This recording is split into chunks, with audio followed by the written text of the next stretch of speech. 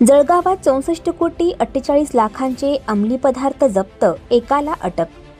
चाळीसगावकडून छत्रपती संभाजीनगरकडे जाणाऱ्या कन्नड घाटातील बोडरे फाट्याजवळ महामार्ग पोलिसांच्या नाकाबंदीत तब्बल 64 कोटी 48 लाख रुपये किमतीचा एम्फेटामाइन्स हा प्रतिबंधित ड्रग्ज जप्त करण्यात आला। या कारवाईत 43 किलो वजनाचे 39 पॅकेट सापडले असून एक संशयित आरोपी पोलिसांच्या ताब्यात आहे। रात्री महामार्ग पोलीस नियमित नाकाबंदी करत असताना दिल्ली पासिंग असलेली एक कार बोडरे फाटा चौकीजवळ तपासणीसाठी थांबवण्यात आली। वाहन चालकाने पोलीस कर्मचारी योगेश पवार व महेंद्र अहिरराव यांना उडवाउडीची उत्तरे दिली।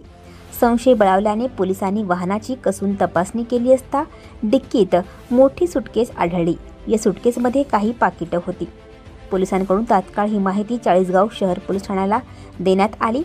पोलीस आणि फॉरेन्सिक पथक घटनास्थळी दाखल झाले। तपासणीत सुटकेसमध्ये एम्फेटामाइन्स हा अंमली पदार्थ मिळून आला। या प्रकरणी अब्दुल असीम सय्यद वय वर्ष 48 राहणार दिल्ली या वाहन चालकाला अटक करण्यात आली आहे। तो दिल्लीहून बेंगळुरूकडे हा ड्रग्ज वाहतूक करत होता अशी माहिती मिळाली आहे। पोलीस तपासात उघड झाले की अब्दुल असीम सय्यद वय वर्ष 48 राहणार दिल्ली याच्यावर यापूर्वी बेंगळुरूमध्येही अंमली पदार्थ प्रतिबंधित कायद्याअंतर्गत NDPS ॲक्ट गुन्हा दाखल होता आणि त्यात त्याला शिक्षा देखील झाली होती। तो नुकताच तुरुंगातून सुटलेला आहे। तो ड्रग्ज चाळीसगाव मार्गे संभाजीनगरकडे का नेला जात होता, ड्रग्ज नेमकं कुठे पाठवले जात होते यासंबंधी पोलीस तपास करत आहेत। एवढ्या मोठ्या प्रमाणावर एम्फेटामाइन्स सापडल्यामुळे त्यावर प्रक्रिया करून वेगळा ड्रग्ज बनवण्याचा प्रयत्न सुरू होता असा प्राथमिक संशय आहे। यापूर्वीही जळगाव भुसावळ परिसरात MD ड्रग्ज पकडण्यात आले होते।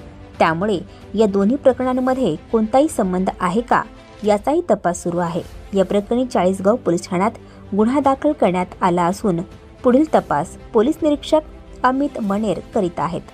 आणखी नवनवीन व्हिडिओ पाहण्यासाठी आत्ताच आमच्या स्टार TV9 चॅनलला सबस्क्राईब करा, लाईक करा, शेअर करा। Bureau report, star TV9, Chalisgaon, Jalgaon.